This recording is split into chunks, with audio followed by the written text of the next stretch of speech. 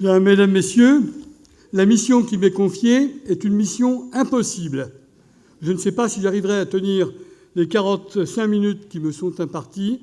J'essaierai cependant de vous présenter quelque chose, non pas de complet, mais d'un peu stimulant, de façon plutôt à, non pas à vous caresser dans le sens inverse du poil, mais à vous inciter à poser des questions, à vous poser des questions, et bien entendu à poser des questions à toutes les personnes qui sont présentes parmi nous. J'ai intitulé mon exposé « Le jardin ou le cœur de l'Europe », une expression que j'emprunte à un auteur humaniste inconnu des environs de 1510. Il l'a évidemment exprimé en allemand, « Der Garten oder das Herz Europas ». Il n'empêche que cette expression me paraît bien caractériser cette très petite région. Petite région dont l'histoire est une histoire qui se confond avec la grande histoire. Pendant de longues années, quand j'étais professeur de l'enseignement secondaire ou dans le supérieur, j'ai fait passer un test à mes étudiants pour leur demander les 10 principales dates de l'histoire de l'Alsace, et j'aboutissais d'une manière presque systématique, quand la liste était complète, à la chronologie que vous avez devant les yeux. 10 dates dont aucune n'appartient spécifiquement à cette région, comme si l'histoire de l'Europe, voire l'histoire du monde, s'était jouée ici, entre Vosges et Rhin. Une histoire faite d'appartenance. La chronologie que vous voyez est une chronologie politique et militaire, accessoirement culturelle, qui nous rappelle que cette toute petite région, qui appartient actuellement à la région Grand Est, qui forme, disons le mot, une sorte de Finistère de la France en direction de l'Europe centrale, ou inversement la partie la plus avancée de l'espace germanique en direction de l'Ouest, comme si cette toute petite région avait été une sorte d'estran sur laquelle ont déferlé des moments d'histoire venus soit de l'Est, soit de l'Ouest, entre France et Allemagne, à l'intérieur même de l'Europe. Alors, l'Alsace, je l'ai dit tout à l'heure, ne paraît pas avoir de chronologie propre, comme si elle était une partie, un des théâtres de la grande histoire. C'est le cas, évidemment, elle n'en a pas l'exclusivité, mais je crois qu'il est important de rappeler ce qu'est l'Alsace. L'Alsace, c'est d'abord une expression géographique. Ce n'est qu'un espace. Enfin, quand je dis ce n'est qu'un espace, entendons-nous, c'est d'abord un espace. Un espace très facile à délimiter entre le Rhin et les Vosges, c'est-à-dire entre deux traits d'union. Ici, sur cette carte qui date de 1512, qui a été tracée par le géographe Martin Waldseemüller, l'homme qui a inventé le nom America, eh bien, nous voyons une Alsace dont le nord est à droite et le sud est à gauche. Qu'importe, effectivement, c'est une sorte de fond d'écran entre deux obstacles faciles à franchir, les Vosges et le Rhin. Son histoire va se poser en termes d'appartenance, comme on peut l'imaginer. Le grand géographe Sébastien Münster, dans sa grande cosmographie parue en 1544 et traduite en français en 1552, utilise l'expression « la noble région d'Alsace » et fait de cette région une sorte de petit paradis en rappelant qu'il n'y a pas d'autre région qui puisse lui être comparée en Germanie, une région qui est un monde plein, qui croule sous la richesse du vignoble comme sous celle de ses champs. Une région qui n'est pas sédentaire. Et c'est, je crois, l'une des grandes caractéristiques, parce qu'elle est vouée à la circulation est-ouest et nord-sud. Nord-sud, rappelons une évidence, la grande autoroute qui part de Hambourg et qui va vers Bâle continue vers l'Italie. Nous sommes à quelques heures de l'Italie, à l'heure actuelle, à quelques jours, pendant la plus grande partie de l'histoire de cette même Italie, par le col du Gothard ou par les Alpes. Un axe nord-sud, évident, le meilleur. Et un axe est-ouest, pourquoi ? Parce que les Vosges sont le dernier obstacle entre l'Europe centrale et l'Atlantique. Le dernier passage. À vrai dire, l'Amérique commence aux Vosges. Ce n'est pas tout à fait faux, puisque son nom a été inventé à Saint-Dié. L'Alsace est aussi un paysage. Et quand on parle d'Alsace, bien on pense effectivement aux fameux 5C qui ont été évoqués tout à l'heure par mon ami Bernard Renaud, mais qui sont une réalité qui a été enluminée par un nombre incroyable d'illustrateurs, par des images, au point que cette image s'exporte. Alors je ne peux pas résister au plaisir de vous montrer cette affiche publicitaire qui nous montre un village alsacien greffé sur les Alpes dans le cadre d'une campagne publicitaire commerciale. Donc un espace évident, un espace de circulation, un espace qui cependant n'est pas nécessairement unitaire. Pourquoi ?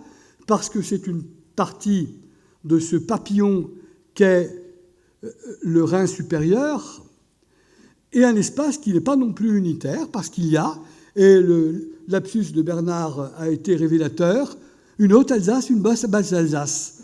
On pourrait presque dire que l'Alsace est une expression géographique, qu'elle est une région, le terme est utilisé dans le texte de Sébastien Münster, mais qu'elle n'est pas un territoire. On pourrait très longuement parler de ce sujet.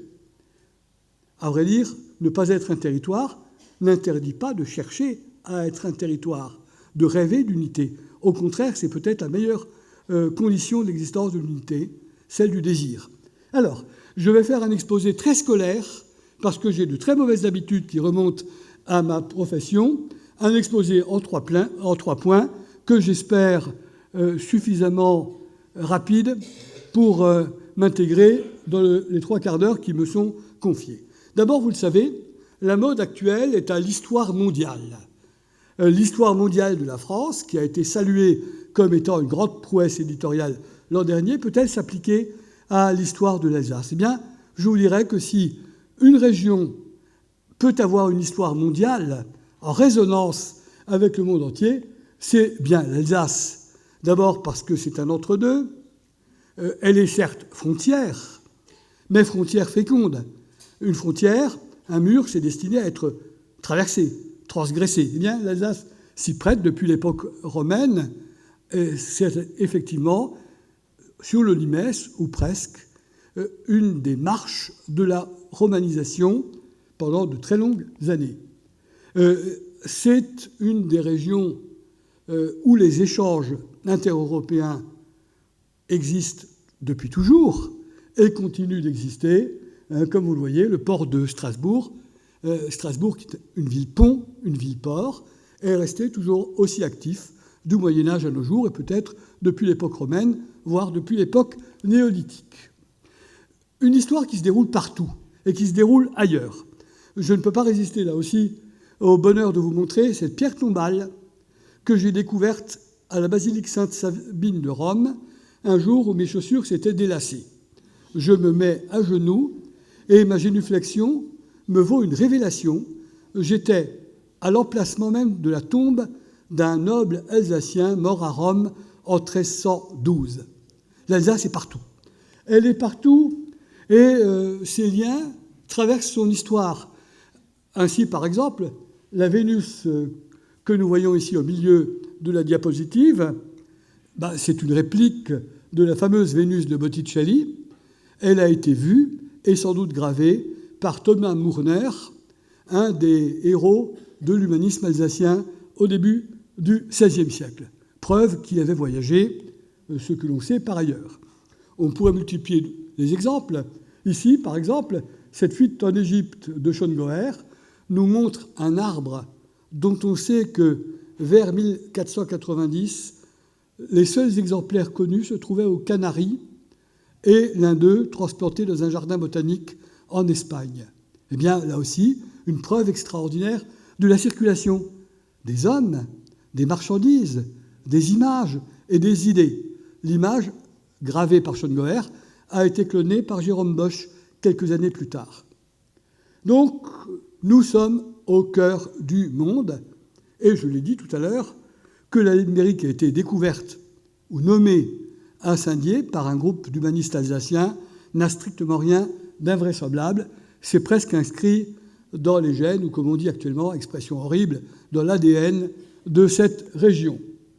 Et ce cosmopolitisme, cette citoyenneté mondiale, elle est illustrée par des quantités d'exemples. Je crois que si vous ouvrez une biographie, enfin, le dictionnaire de biographie alsacienne, eh bien, vous trouverez une majorité d'Alsaciens dont la vie s'est déroulée ailleurs. Albert Schweitzer, évidemment, pour prendre la vedette la plus connue, mais aussi un géologue explorateur du Laos, au fait, et Albert Kahn.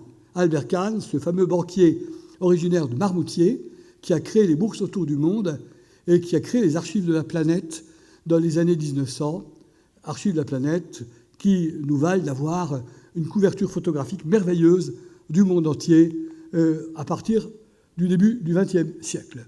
Ou même chose, les pionniers des lignes aériennes, n'oublions pas, un célestadien, Paul-Louis Weiler et sa cousine Louise Weiss, citoyenne du monde, Silonnais.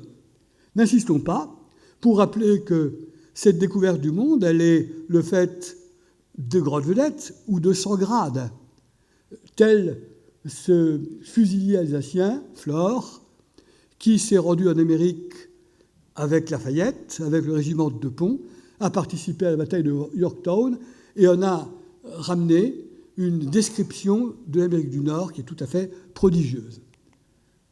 Enfin, sensibilité au monde entier, n'oublions pas ce miracle extraordinaire qu'est la révolution industrielle, en particulier en Haute-Alsace, autour de Mulhouse, un miracle industriel rendu possible par le coton d'Égypte ou le coton d'Amérique.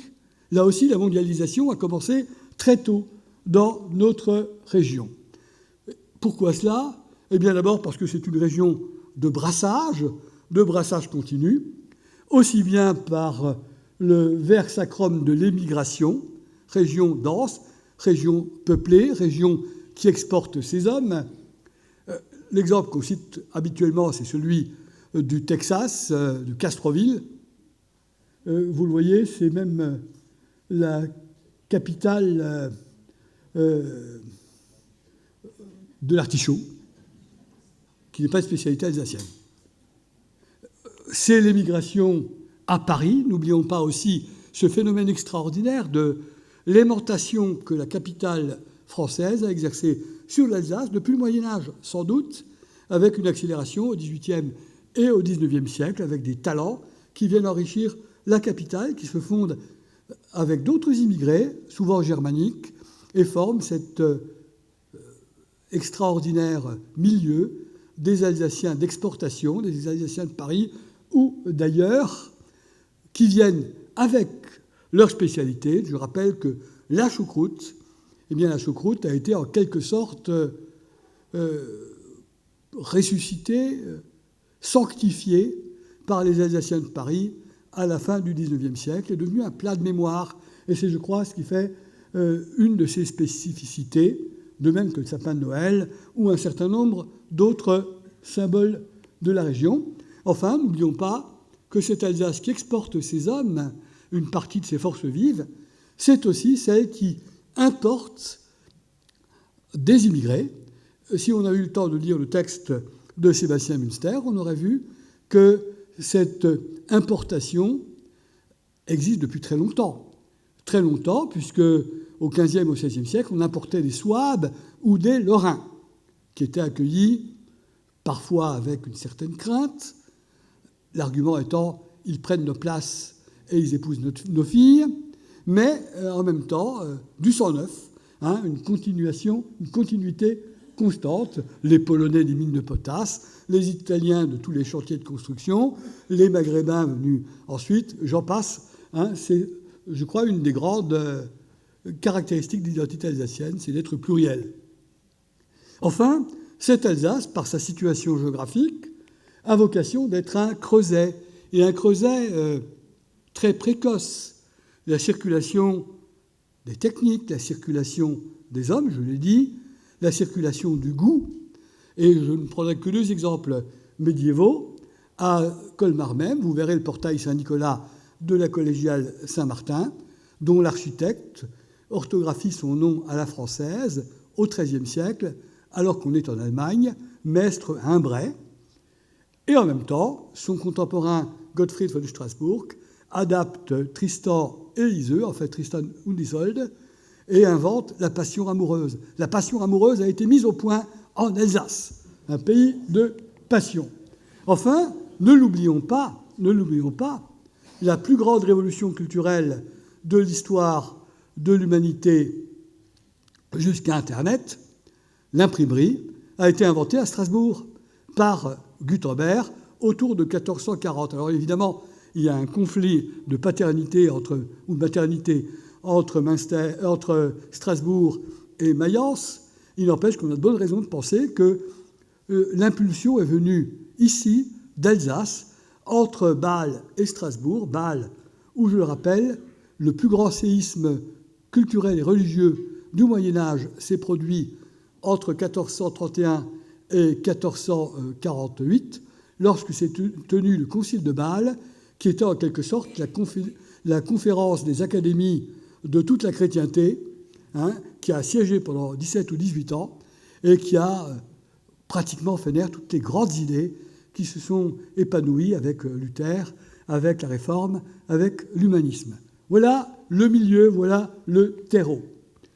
Et le livre, cette merveilleuse invention qui va déferler depuis cette région rhénane et qui fait que nous serons, une fois de plus, à l'épicentre d'une Europe qui pense, qui se transforme et qui crée. Alors n'insistons pas, mais je crois que ce rôle de truchement joué par l'Alsace est une constante. Au cœur du monde. Évidemment, ce que je viens de faire, c'est du zapping. Je viens de vous proposer une sorte d'histoire déstructurée, un peu un supermarché du savoir historique. Le temps peut disparaître, et c'est, je pense, le cas à l'heure actuelle, au profit de l'espace.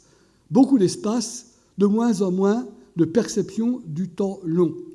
Régis Debray a fait une analyse extrêmement pénétrante de l'histoire mondiale de la France pour montrer que cette histoire est une sorte de supermarché multicolore où justement on oublie ce qu'est le sens de l'histoire, de la longue durée et, je n'aime pas le mot, des racines.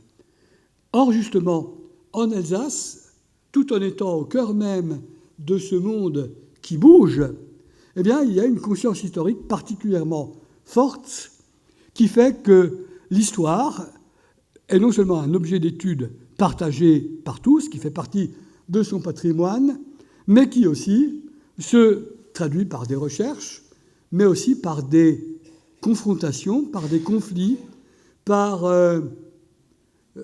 des polémiques. L'histoire est en effet, entre Vosgéens, une histoire passionnelle. Alors j'ai repris ma chronologie scolaire, d'histoire générale, pour y injecter des événements qui seraient plus spécifiquement alsaciens. Vous ne les voyez pas, hélas, mais cette chronologie ou cette stratigraphie nous montrerait des événements à caractère culturel ou peu d'événements politiques strictement alsaciens. En effet, l'Alsace n'existe pas en tant que telle. C'est un ensemble, c'est une communauté, c'est une culture, c'est un art de vivre, c'est un espace, mais un espace dont la structuration est quelque chose de récent. C'est la création de la province d'Alsace par Louis XIV, par la force. C'est la création du Reichsland Elsass-Lothringen par Bismarck en 1871. Et ça s'arrête quasiment là, jusqu'à la création de la région Alsace, laquelle, vous le savez tous, a été réunie à deux régions voisines pour former le Grand Est. Alors, cette histoire d'Alsace est bien balisée. Il existe des quantités d'ouvrages qui en traitent plus ou moins bien et qui en traitent d'une manière insulaire. Et c'est là qu'est le vrai paradoxe. L'histoire d'Alsace oublie l'existence de l'Alsace dans un environnement, dans des connexions qui sont européennes et mondiales. Elle est cependant bien balisée. Et là, je crois qu'il faut rendre hommage à l'activité des sociétés d'histoire locales, qui sont une bonne centaine, voire plus, qui sont regroupées dans une fédération, qui publie une revue d'Alsace qui est prestigieuse, qui existe depuis 1834, c'est la plus vieille des revues régionales françaises, et publie toute une série d'ouvrages qui sont des aides à la recherche.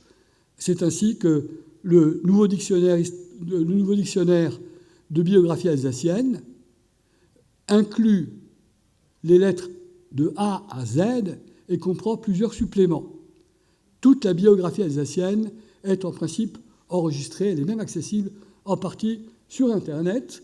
C'est aussi dans ce cadre que des institutions spécialisées, un institut universitaire, des bibliothèques,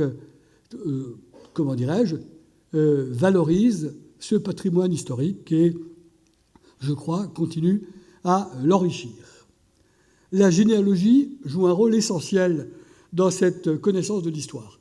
La généalogie, pourquoi ? Eh bien, parce qu'elle nous renvoie à ce qui est la principale composante de l'histoire de l'Alsace, qui est la mémoire des hommes. Mémoire vivante, celle des témoins, mémoire différée, mémoire scolaire, mémoire refabriquée, qui est celle de l'école, qui est celle des médias, qui est celle d'une conscience historique forte. Alors le grand problème est que justement les interférences entre la mémoire et l'histoire provoquent parfois un certain nombre de bousculades assez difficiles à comprendre. Les géologues n'ont pas ces problèmes parce que leur mémoire à eux est une mémoire qu'ils font parler, mais qui ne parle pas toute seule, qui n'est pas spontanée.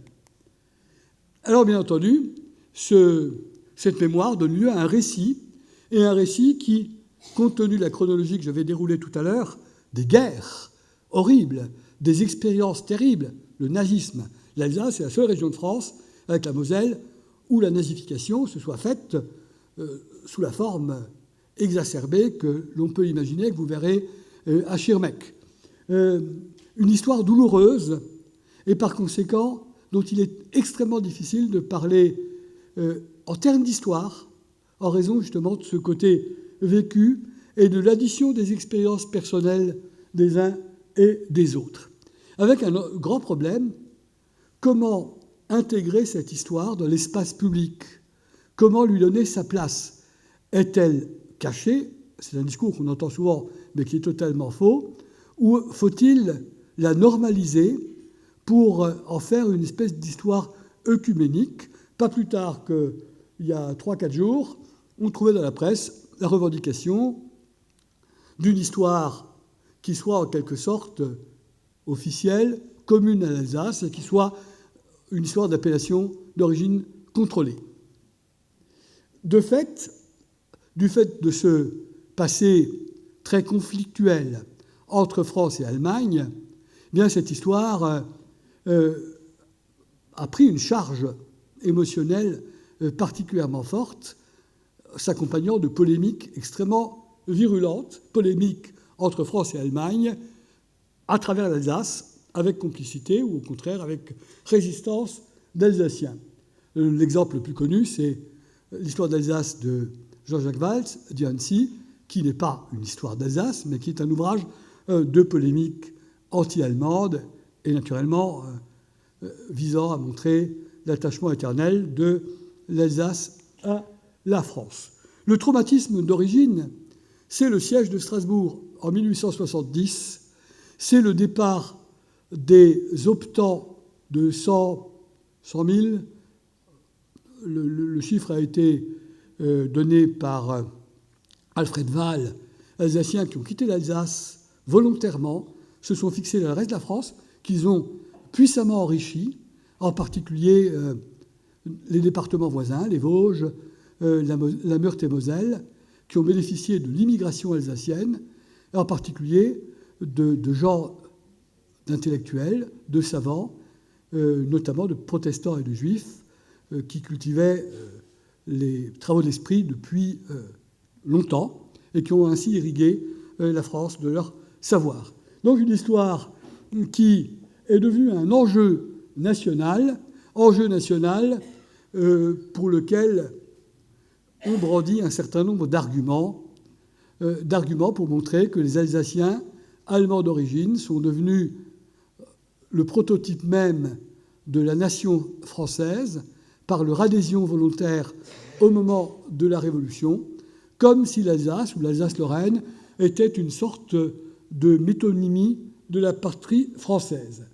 Alors, on pourrait longuement discuter de cela. Vous avez ici une brochure sur l'histoire de l'Alsace préfacée par Paul Deschanel, avec, vous le voyez, un soldat de l'an 2 qui en sert de frontispice, ou encore des relectures de l'histoire de l'Alsace pour montrer que l'Alsace est donnée à la France au XVIIe siècle en accueillant les troupes de Louis XIII dès 1634.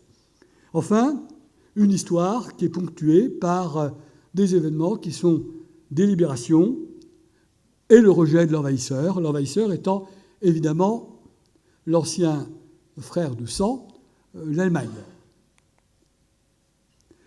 Alors je ne vais pas vous faire défiler une anthologie complète de cette littérature, mais qui, en France, a une importance absolument extraordinaire de la diabolisation de l'Allemagne et de la promotion de l'Alsace. Annecy en est un des promoteurs, mais pas le seul. Il a été dépassé par des émules dont vous avez ici les œuvres. La petite écolienne qui crie face au professeur allemand devant sa carte Deutschland über alles, qui crie « J'aime la France ».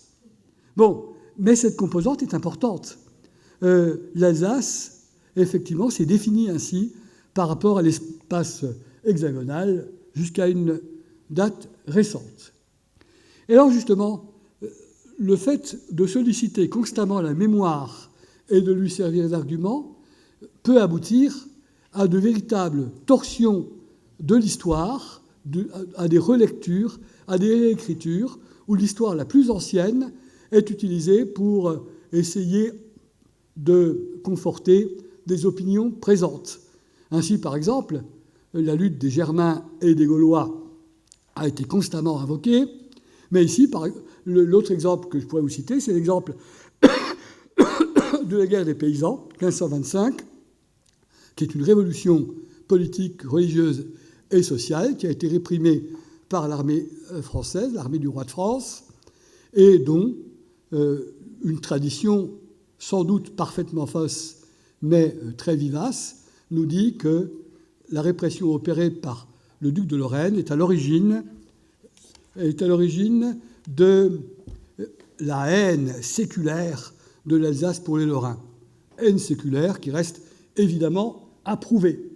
Quand des historiens disent « on gardera longtemps gravé sa mémoire quelque chose », la mémoire, vous le savez, c'est quelque chose de très fluctuant, de très labile, et je crois qu'on peut difficilement affirmer cela en tant qu'historien. De la même manière, l'adverbe « toujours » n'est, à mon avis, pas très opérationnel quand on parle d'histoire. Mais ce son de cloche, on le retrouve constamment dans toute une littérature historique portant sur l'Alsace jusqu'à nos jours.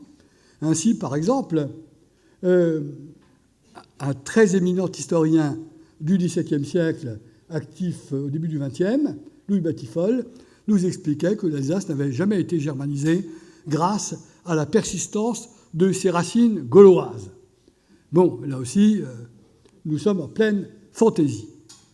De la même manière, cette histoire, qui est ponctuée par de nombreux événements particulièrement rudes, difficiles, a souvent été surinterprétée ou réinterprétée.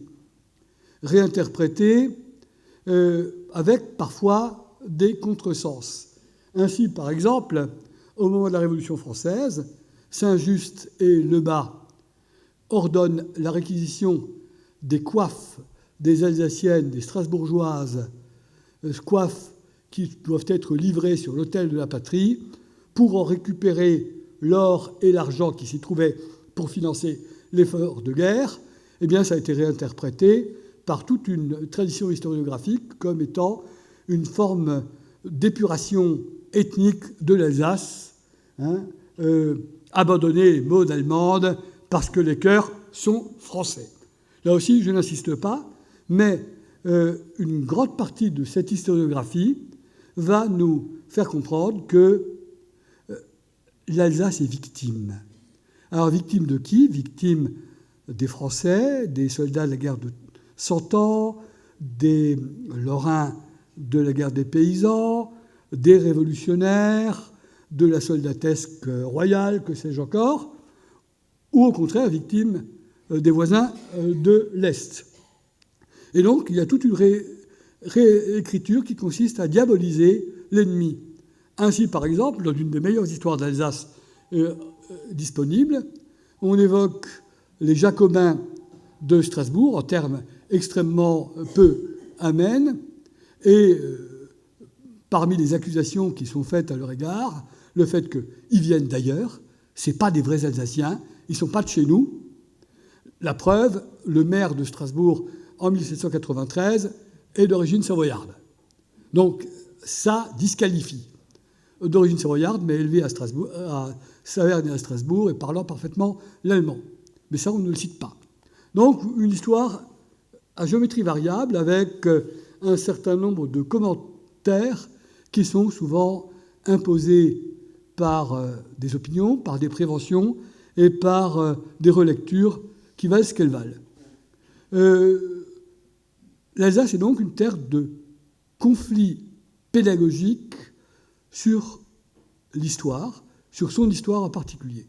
Et c'est particulièrement le cas à l'époque nazie, où l'instrumentalisation de l'histoire de l'Alsace s'est faite d'une manière particulièrement brutale, avec, j'allais dire, toutes les caractéristiques de la chose, auto-da-fé, épuration ethnique au sens propre du terme, récupération du passé le plus ancien pour lui faire dire que l'Alsace est éternellement allemande et qu'elle est depuis 2000 ans le bastion face à l'Ouest, le grand bastion de la germanité. Preuve de la qualité de sa race, l'effigie de la fondatrice de l'église Sainte-Foy de Célestat, dont on a retrouvé un moulage complet dans sa tombe, dont on a réussi à réaliser un moulage dans sa tombe, vous verrez cela à Célestat, est considéré comme un modèle du type arien et utilisé pour des sculptures représentant des héros germaniques. Bon, n'insistons pas. N'insistons pas, relecture continuelle de l'histoire. Relecture qui laisse des traces. Et en dehors de la mémoire, et de la mémoire très écorchée malgré nous, des Alsaciens incorporés de force de l'armée allemande, de toutes les victimes de la dictature nazie, la mémoire des résistants ou des victimes parmi les résistants, la mémoire des Juifs, etc. À côté de cette mémoire vive, existe une mémoire passive que l'on retrouve encore assez fréquemment. Ainsi, les inscriptions nazies sont encore visibles dans quelques endroits, malgré la couverture de peinture qui se trouve dessus. De la même façon, d'autres marques sont visibles. Dans le quartier où j'habite, à Strasbourg, on trouve un certain nombre d'inscriptions qui témoignent de ce que l'on appelait l'Entwälschung, la défrancisation des noms, où des signatures d'architectes ont été mutilées de façon à faire disparaître la qualité professionnelle de leur métier, qui était exprimée en français. Bon, enfin, à intervalles réguliers, des voix s'élèvent pour essayer de dire que il faut parfois déculpabiliser l'histoire récente en montrant que l'histoire ancienne est à peu près de même nature. Et tout récemment encore, une campagne de presse visait à mettre des SS dont on avait évoqué par un monument funéraire les exploits, les mettre en relation avec, ou les mettre même sur un plateau de la balance, à égalité avec Turenne, censé avoir, au XVIIe siècle, causé des exactions du même type. C'est un mode d'assimilation parfaitement infâme, qui est tout sauf de l'histoire et qui est davantage de la manipulation ou de la mystification. Turenne qui n'est pas le persécuteur de l'Alsace, pas davantage son libérateur, fait l'objet d'un monument sur la rive droite du Rhin, un monument qui est à l'heure actuelle considéré comme un symbole de l'amitié franco-allemande. Enfin, je voudrais dire que dans cette histoire qui est minée, qui présente un certain nombre de pièges qui viennent en grande partie des protagonistes même de l'écriture de cette histoire, des protagonistes du discours, des historiens, eh bien, il existe une histoire régionale. Quelle histoire régionale ? Comment essayer de faire de l'Alsace une histoire commune ? On sait bien qu'elle n'a jamais été un ensemble politique uni. En effet, contrairement à la Bourgogne qui a été un duché, contrairement au Palatinat qui a été un comté, ou au Pays de Bade, l'Alsace n'était qu'une sorte de marqueterie de territoire comme on en voit ici. D'où le rôle qui a été dévolu aux historiens depuis le XVIIIe siècle, rôle de trouver une histoire œcuménique, une histoire qui puisse aussi bien satisfaire Strasbourg, l'Altière Strasbourg, la République de Strasbourg, l'Eurométropole de Strasbourg et les bourgs, les villes, les villages qui sont la substance même de la région. La carte que vous avez ici montre suffisamment bien ce manteau d'Arlequin qu'est la réalité historique de l'Alsace jusqu'en 1789, création des 2 départements. Personne, en 1789, n'a revendiqué l'existence d'un département d'Alsace unique, ne serait-ce que en raison de la forme géographique de l'Alsace, qui est une sorte de planche à bascule entre le Haut et le Bas-Rhin, et dont 2 villes au moins, 3 peut-être, peuvent prétendre au titre de capitale, Célestat étant la seule à se trouver à peu près au centre. Alors, de là, la recherche du dénominateur commun. La recherche d'une histoire commune, c'est très difficile. Est commune l'histoire culturelle. Et c'est ce qui fait, je crois, la richesse merveilleuse de l'Alsace. Une histoire commune, pas tout à fait commune, parce qu'elle inclut aussi Bâle, et qu'elle inclut aussi, en grande partie, la rive droite du Rhin. Une histoire politique commune, eh bien, on a, en cherchant bien, trouvé que les 10 villes impériales qui s'égrènent du nord au sud de l'Alsace, de Wissembourg à Mulhouse, ont formé une sorte de fédération assez lâche et assez large, fédération qui a été utilisée en grande partie par Louis XIV pour unifier l'Alsace sous la forme de provinces. Ces 10 villes, on leur a donné un nom merveilleux, on les appelait décapoles, ce qui, du coup, leur a donné une étiquette extrêmement valorisante et a pu servir d'argument ontologique à l'Alsace du nord au sud. Eh bien, la décapole existe, c'est une réalité, c'est un peu la colonne vertébrale de l'imaginaire alsacien. Enfin, essayer de trouver une vraie continuité historique, une histoire des Alsaciens, une histoire d'une espèce de filiation morale des saints fondateurs, Saint-Odile, Saint-Léon, aux héros actuels, le docteur Schweitzer, et que sais-je encore. Pourquoi pas ? Cette histoire, elle est, et je crois que c'est important, une histoire essentiellement catholique. En effet, à partir de 1802, la seule institution uniquement, spécifiquement alsacienne, c'est le diocèse de Strasbourg, et ceci explique probablement que la mobilisation s'est faite en grande partie par le clergé catholique, qui a été une pépinière d'excellents historiens. Alors j'en arriverai à ma toute dernière partie, rassurez-vous, j'en ai encore pour 5 minutes, pour vous dire que ces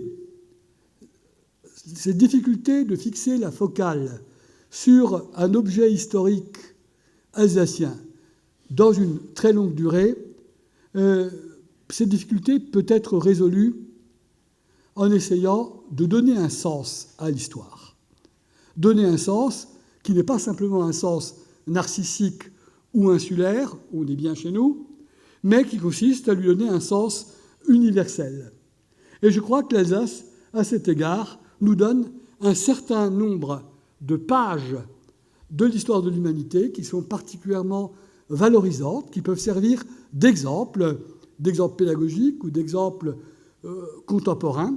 C'est ainsi que la période de l'humanisme et de l'imprimerie, en gros, entre 1450 et 1530-1540, peut être considéré comme un âge d'or où l'Alsace joue dans la cour des grands, où elle est effectivement un des grands berceaux de diffusion du livre. Elle possède une intelligentsia particulièrement féconde, active, qui rayonne bien au-delà des limites du Rhin et des Vosges. Sébastien Brandt, l'auteur de La Nef des Fous, qui est un des premiers best-sellers littéraires de l'histoire de l'humanité, en est un des interprètes. Pour nous, au XXIe siècle, cette Alsace de la science, cette Alsace de l'esprit, peut effectivement servir de leçon. Il arrive assez fréquemment qu'on parle, je n'aime pas le terme, de Silicon Valley à propos de la vallée du Rhin, et qu'on évoque cette communauté intellectuelle très forte qui se traduit par exemple par la coopération des universités du Rhin supérieur. On évoque cet ensemble comme étant effectivement l'héritier de cette époque bénie de l'humanisme. Eh bien, pourquoi pas ? On pourrait trouver d'autres exemples empruntés à la Révolution industrielle, à l'activité sociale du patronat, à des expériences politiques, sociales ou économiques qui ont lieu ici, mais je ne vais pas le développer. Ce qui me paraît particulièrement frappant dans l'histoire d'Alsace, c'est un rapport au livre, aux travaux de l'esprit, mais aussi à des concepts mis en pratique, et en particulier à la liberté. Je crois que s'il existe un thème qui traverse l'histoire de l'Alsace pratiquement pendant 2 millénaires, c'est bien le thème de l'histoire de la liberté. Alors pour le premier millénaire, on ne trouvera pas grand-chose. C'est évident. En revanche, pour des époques plus récentes, l'Alsace a effectivement joué un rôle incontestable, soit comme symbole, soit comme laboratoire. D'abord, pourquoi ne pas rappeler que c'est en Alsace, autour de 1605, à Strasbourg en particulier, qu'est né le premier journal d'information qui s'appelait Relations et qui a été fondé par Jean Carolus. Un journal, l'ancêtre du Monde, l'ancêtre du New York Times. C'était pas mal. C'est un effet de l'imprimerie. C'est en Alsace, par exemple, que les Lumières ont pu s'épanouir entre France et Allemagne. On pense à Goethe à Strasbourg, on pense à Voltaire à Colmar, on pense à Beaumarchais, qui a fait imprimer les œuvres complètes de Voltaire à Kehl, autrement dit à Strasbourg. On pense à la Révolution française, dont on peut donner une lecture beaucoup plus gratifiante, les cahiers de doléances de grands Alsaciens qui participent à l'émancipation de l'Ancien Régime, qui participent à ce renouveau extraordinaire. On citera le maire Dietrich, le maire de Strasbourg, dont je rappelle qu'il a été un des membres actifs de la Société des Amis des Noirs à Paris. La Marseillaise est évidemment un de ces symboles. On pourrait même, en allant plus loin, rappeler que ce qui est en jeu entre 1870, 1871, la protestation de Bordeaux, et 1918, c'est finalement le thème du droit des peuples à disposer d'eux-mêmes et le concept de libération. Et chose extraordinaire, je pense qu'on doit pouvoir le démontrer un peu mieux que je le fais moi-même, le mot même libération, au sens de libération politique, d'émancipation, de passage dans un régime démocratique en venant d'un régime de contrainte, a été utilisé pour la première fois dans le vocabulaire politique à propos de l'Alsace. On parle de la libération dès 1918 et on en reparlera évidemment entre 40 et 44-45. On pourrait même, en poussant le bouchon un peu plus loin, rappeler que mai 68, et on poussera une sorte de cocorico d'honneur, est né à Strasbourg, puisque c'est à Strasbourg qu'en 1966 a été diffusé pour la première fois massivement et à grand scandale le fameux manifeste situationniste de la misère en milieu étudiant, qui est le point de départ de mai 68. On pourrait donner bien d'autres exemples de lutte sociale au nom des idées de liberté, au nom des idées de fraternité et d'égalité. On ne le fera pas ici. On rappellera cependant que ce qui caractérise finalement cette Alsace à travers son histoire, si on essaye de réduire la part douloureuse de celle-ci, sans l'effacer évidemment, mais en la dépassionnant, montrer que cette histoire passionnante nous permet de dire qu'ici, entre France et Allemagne, nous sommes dans un lieu, dans un espace qui peut être caractérisé par l'européanité de l'esprit. Je pastiche ici une expression qu'on utilise souvent, alsacianité de l'esprit, l'européanité de l'esprit. On est au cœur de l'Europe et on l'est d'autant plus qu'en 1949 a été créé ici le Conseil de l'Europe et en 1979 a été ouverte la première session du Parlement européen élu au suffrage universel. C'est important, on l'oublie, rappelons-le.